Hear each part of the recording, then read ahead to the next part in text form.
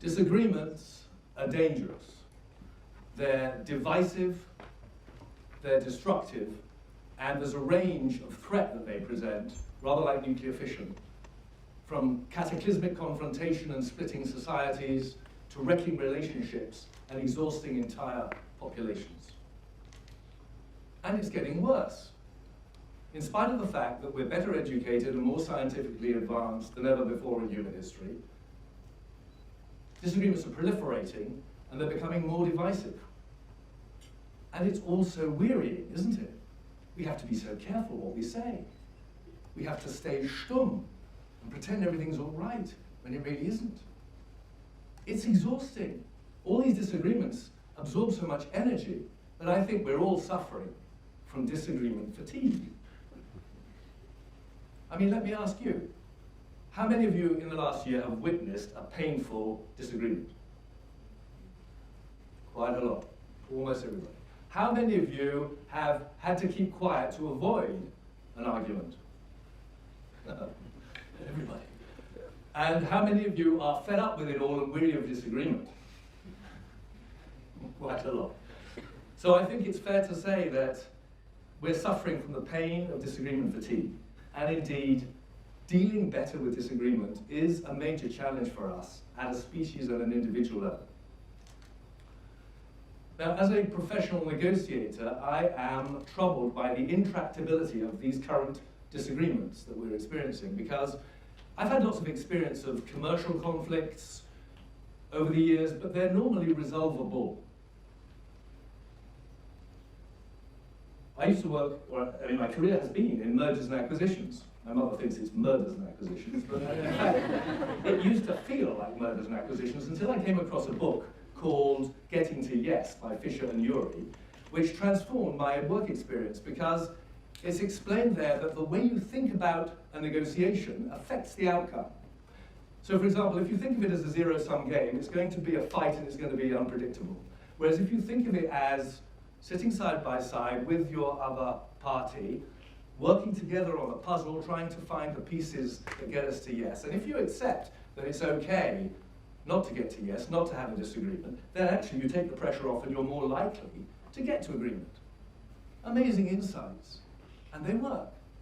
And so I would like to suggest that we think about disagreements not as entirely negative, but as normal, and something whose power we can actually harness for good. Pie in the sky, I hear you think. No, this is based on solid pie in the face. A lot of pie in my face. And I found that those pies contain nuggets of gold. The more painful the disagreements I've had, the more I've actually learned, eventually. Let me tell you about a couple. One was when my good friend from university came to town. Our relationship had already been strained over Brexit, so I was not going to mention the pandemic. He kindly invited me to dinner and it blew up in our faces. Well, not the dinner, our relationship. He asked me a lot of questions about the pandemic and I answered them all. And then he said to me, David, you tick the boxes of a certain kind of person who believes a whole range of things because it gives them a psychological payoff. And the reason for that is that you've suffered a lot of stress and trauma in your life. Well, I offered to provide some information, some sources, some support from my point of view. He said, no, don't want to see it. I said, how are we going to overcome our disagreement if we are not willing to look at supporting evidence? We can't. Well, how would you have felt? I mean, I felt insulted and annoyed. Insulted because he'd written me off as a sort of psychological case. I may be mad, but that doesn't mean that everything I believe is wrong. I mean, as the paranoid said, you know, the fact that I'm paranoid doesn't mean that they're not out to get me. And that's right. But also, I was frustrated by his use of this ad hominem argument, you know, the ancient fallacy that if you malign the messenger, you invalidate the message. We managed to shift the discussion onto sources of information. And it became clear that he reads one set of things, I read another, and I also takes information from this sewer, the internet, which he regarded as terribly suspect, but which I see as a neutral sort of source of information. It set me thinking. What really bothered me most was the impasse. I mean, he and I had studied philosophy and theology together, and we'd never reached a brick wall like that in our discussions before. Afterwards, though, we had an exchange of emails, and the discussion has gone on. I realized the impasse was not as great as I had feared. And I also realized, we should expect it to take time to resolve complex disagreements. Because actually, our beliefs are not sort of easily removed and picked up and repositioned like billiard balls on the snooker table of the mind. They're more like pickup sticks. That's a game that takes time. You have to be careful. You have to be delicate. Some can be removed quite easily, but others are more fundamental. They're part of a worldview. They're interconnected. And that's just true of each of our beliefs individually, but of course, our beliefs are interwoven into worldviews that are shared. And that is a tissue of belief that we have that is a social tissue. And our beliefs, furthermore, are rooted in needs. Here's Maslow's hierarchy of needs, and our beliefs are rooted very much into belongingness. It's difficult for us to stray from what our tribe believes too far, and you could say even in a culture of cancel culture, that our beliefs are getting also rooted in connected with safety. So changing people's beliefs is going to take time, and I also realized that the sources of information that we have is a big clue to why we disagree.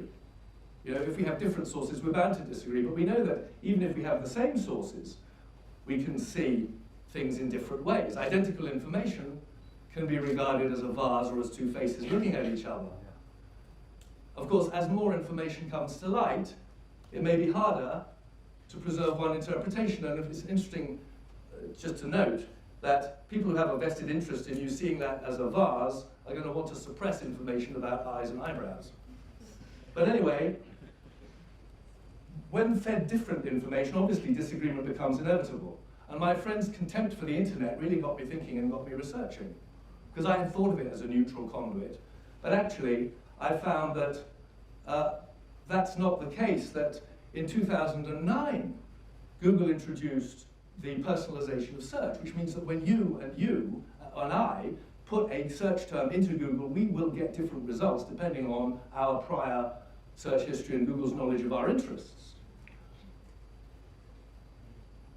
The Filter Bubble is a famous book. You've probably heard of it. I hadn't. I found it as a result of this research, which makes a very interesting point, and I think the cover says it all. Basically, on the internet, we are not in a shared intellectual headspace, even with Google search. And the problem got much worse through social media because the technology that connects us also controls us. This poster from The Social Dilemma, which was the Netflix film that came out in 2021, says it in a nutshell. And part of the reason is that the news feed algorithm that Facebook invented in order to basically attract more and more eyeballs for advertising purposes actually draws our attention by feeding us things that we believe and things that ignite our attention and irritate us. So the effect is to draw us into echo chambers. And we no longer on the internet inhabit a shared intellectual space. So no wonder we're getting more polarized. So you see how much I learned from that interaction with my friend. I had an even more painful disagreement when I went to visit my brother up in Scotland with his family. And the day I was traveling, there was a very disturbing piece of international news that really bothered me. When we sat down together for dinner, I was so troubled that I plunged into the issue. I realized, in retrospect, I just wanted to get the pain off my chest. And I plunged into the issue, and he said, let's not talk about that. Normally, with my brother in his home or with his family there, I would have respected that. But on this occasion, I was so troubled and upset that I persisted and persisted and persisted. He said, I don't want to talk about it. I don't care. This was the worst argument I'd ever had with my brother, with whom I get on very well. I was stunned. It was impossible to believe he didn't care, and I felt completely isolated. It was a very painful evening. And afterwards, talking about it with a friend, she said, how did he feel? And I was ashamed to admit that I had no idea how he felt, and it hadn't occurred to me to ask him. And I think that's because in my family, where we grew up, we only ever discussed issues. We never discussed feelings and how we made each other feel. And in my education, come to think of it, it was all about abstracting from the subjective and focusing on the objective and going for reasons which would compel assent from everyone. And that's a sort of handicap. I don't know whether that resonates with any of you, or maybe this is a particularly male thing. Maybe it's a baby boomer male thing. But it's a curse. So I called my brother and I said, how did you feel about it? I'm sorry that I caused the upset. How did you feel about it? And he said, you came in arrogantly, really, it seemed to us, because you seemed to assume that you had the answers, and you didn't think about what we might have thought. And I realized, I hadn't shown humility, I hadn't shown consideration for any of the priorities that were on his mind. And I should have, and I would have done much better that night if I'd gone in and said, instead of tackling the issue, if I'd said, Lawrence, there's something on my mind that I'm really bothered, I want to share it. You're my brother, I just want to share this with somebody that I love and respect, and maybe you can help me see it from your perspective. Maybe I'm wrong. Let's talk. If I'd done that, I think we would have had a completely different outcome. After all, if I'd had toothache, I would have said to him, I've got toothache, and he would have said, I'm sorry. I don't expect him to have toothache himself in order to be able to empathize with me. So these two painful disagreements set me wondering about what could we do to try and harness the power of disagreement in more constructive ways. And I'd like to offer two things that summarize what I've learned. I'd love to hear anybody's ideas afterwards as well, but what I've sort of come up with is what I call a simple hand sign, where we need to honor the truth, we need to honor the disagreement, and we need to honor each other. Actually, there are lots of L's in there. So this is like a love gym workout. We need to honor the truth because it matters, and the fact we're disagreeing means that there's obviously an issue about that. Of course, these days a lot of people say, oh, well, what is truth? How do we know what truth is?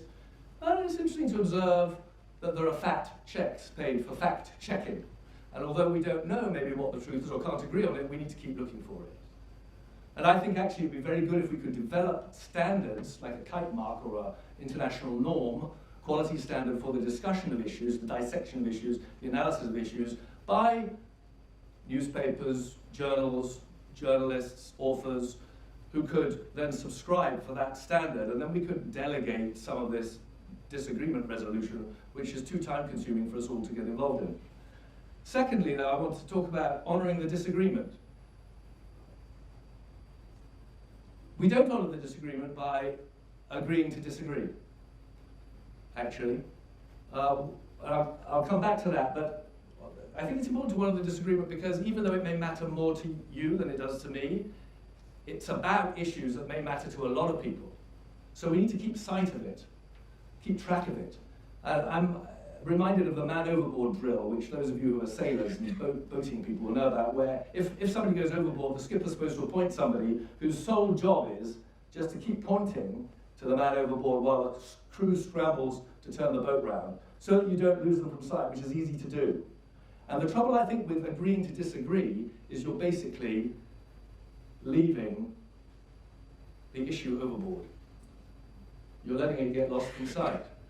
And we shouldn't do that because that doesn't really resolve anything. It's only an appearance of agreement. It's just an agreement to not discuss. It's not settling anything. And to illustrate that, imagine I get a late night call.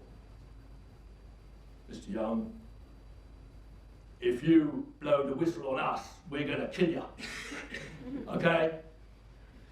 And I say, no. They say, okay, let's just agree to disagree. Oh, yes, okay, thank you. Now, am I really going to sleep better having agreed to disagree? Not unless I decide not to blow the whistle, in which case he's prevailed over me in spite of my agreement to disagree. So, the third thing is honoring each other. We don't want to sacrifice relationships while we try and maybe fail to resolve a disagreement. And we honor each other by listening, and I'm very struck by the fact that silent is an anagram of listen. So what I'd say is, when you encounter a disagreement, you're tempted, because you're getting angry, to sort of pull the gun out metaphorically, is we turn it instead to the humble hand side, and we remember to honor truth, honor the disagreement, and honor each other.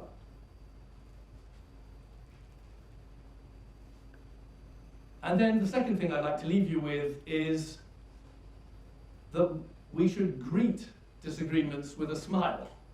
This gets back to the getting to yes gospel, that the way we think about them affects the outcome. Let's greet them as great, as an opportunity to enrich each other together. And it's interesting that great stands for gold, relationships, energy, assumptions, and time.